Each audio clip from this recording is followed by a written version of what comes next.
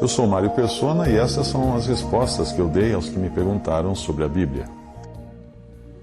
Você escreveu mencionando que o Brasil, assim como outros países ocidentais, é predominantemente cristão, formado por católicos, evangélicos e muitas seitas cristãs. E aí a sua dúvida é se num país assim nós deveríamos ainda evangelizar, já que todos conhecem o Evangelho. Bem, é claro que o Brasil precisa ser evangelizado, porém de um modo diferente daquele utilizado para evangelizar uma tribo de índios ou um país muçulmano.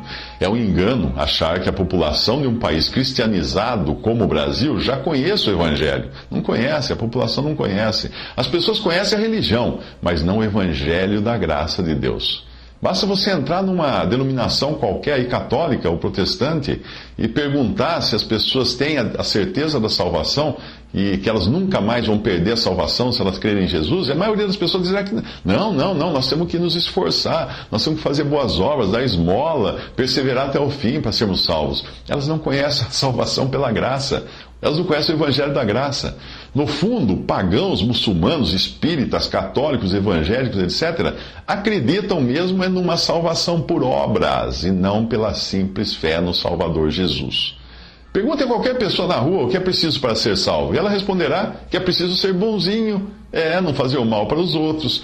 Poucos percebem que o padrão do homem é Deus, o padrão para Deus é Deus, é Jesus, o homem perfeito. E ninguém percebe que jamais alcançará tal padrão com seus próprios meios.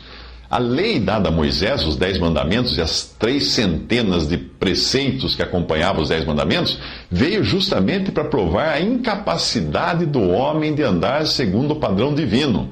Você deve estar surpreso até por ter incluído aí evangélicos, ou protestantes, como pessoas que acreditam numa salvação por obras. Mas é a realidade, sim senhor, a realidade é essa. Os evangélicos costumam ter uma mensagem pronta, na ponta da língua, que diz assim: crê no Senhor Jesus e será salvo. Porém, depois dessa mensagem pronta, vem os anexos, a esse contrato. Quais são os anexos? Batismo, ser membro de uma denominação, dar o dízimo, vestir-se de maneira tal, fazer isso, não fazer aquilo. Pergunte ao evangélico pentecostal, principalmente, se é possível ele perder a salvação. Ele provavelmente responderá que sim, se ele deixar de obedecer a Deus.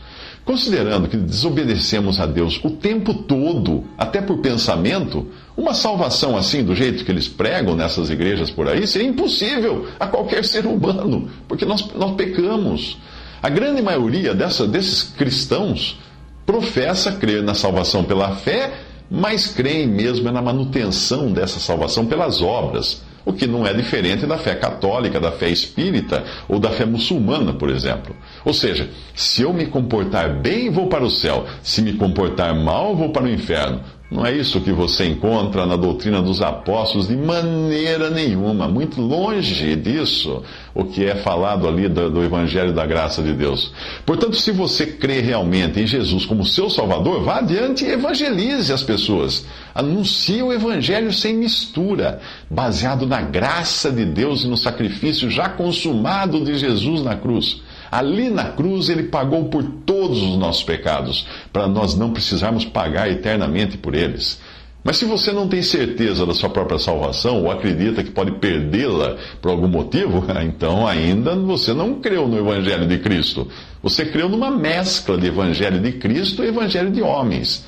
Além disso, você não está considerando o seu velho homem mortificado, mas está confiando que ainda pode tirar alguma coisa de boa desse que foi considerado por Deus um cadáver putrefato, que é o nosso velho homem. Esse que Paulo chamou de corpo dessa morte em Romanos. Eu sugiro que leia atentamente a carta de Paulo aos Gálatas, e você vai ver que a salvação não pode, de maneira alguma, ser recebida por obras, por perseverança, por coisa alguma, mas só pela fé. Então, o Brasil precisa sim ser evangelizado. Pregue o Evangelho da graça de Deus, que Cristo morreu pelos nossos pecados e ressuscitou ao terceiro dia para a nossa justificação.